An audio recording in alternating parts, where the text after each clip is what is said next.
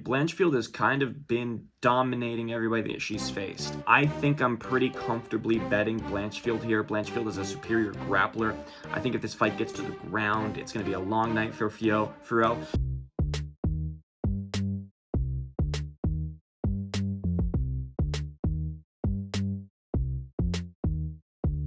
How you doing, fight fans? It's me, Jesse Rowe with Inside Fighting. Welcome back to Insider Betting. We're doing things a little bit differently this week. Normally, we do the debate style format between me and Timmy.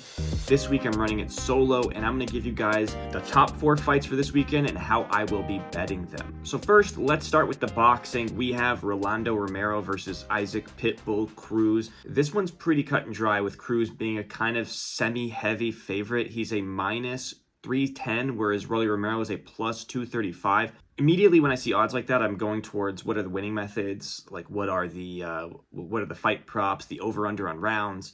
And the one that stuck out to me is that Cruz is a minus 135 to win by KO or TKO, but he's a plus 400 by decision. Now, Rolly Romero's only lost once, and that was to Tank Davis, who knocked him out. Tank Davis also KO'd Isaac Cruz. I'm not sure exactly why the odds are like that. Rolly's only been knocked out once by Tank, who knocks out everybody he fights. So because of that, I'm leaning towards a decision for Cruz, and at a plus 400, I think you're getting incredible value there. So that will be my bet. Plus 25-2 for Cruz, and he has 17 knockouts, meaning 8 times he's got a decision. That's 1/3 of his wins. So I think the odds are pretty decent to place a wager on the decision in this situation. Let's move it along to the UFC Atlantic City. Erin Blanchfield is fighting Manon Fiorot, but we're going to move down the card a little bit first. We're going to go to my girl Loopy Godinez. She's a friend of the channel. She's fighting Virna Jandiroba, and Loopy's a pretty sizable favorite. She's a minus 225. Jandiroba is a plus 185. I immediately was looking at the fact that Loopy is a minus 135 by decision, so that's what the odds makers think. The odds makers think that this fight will be a decision win for Loopy Godinez. But I'm looking at a plus 700 TKO for Loopy, and she has very good boxing. She has very good ground and pound. I could see a situation where Loopy gets on top in this fight. Grounds and pounds are way to a victory. I do think you're getting recouping some value by betting her as a decision, but I might sprinkle a little bet on Loopy via TKO or KO, because I do think her boxing is good enough, and I do think that she can get a ground and pound finish against Jandiroba. And either way, I will be throwing Loopy into a parlay, so stay towards the end of the episode for that. Next, this is actually my favorite fight on the card. It's Joaquin Buckly versus Vicente Luque. This is actually kind of a banger of a fight. Buckly is actually stepping in to replace an injured Sean Brady in this fight on semi-short notice, but this is Buckley's big chance to take a step into the rankings at welterweight. Remember, he was fighting at middleweight, and he moved down, and ever since he moved down, he's got 2 wins by knockout. So he's actually on a nice little heater here, and he's looking really good at welterweight. And that's why I'm kind of picking Buckly to get a semi-upset here, even though the odds are very, very close. Luque's a minus 112, Buckley's a minus 108, but I would think that most people would.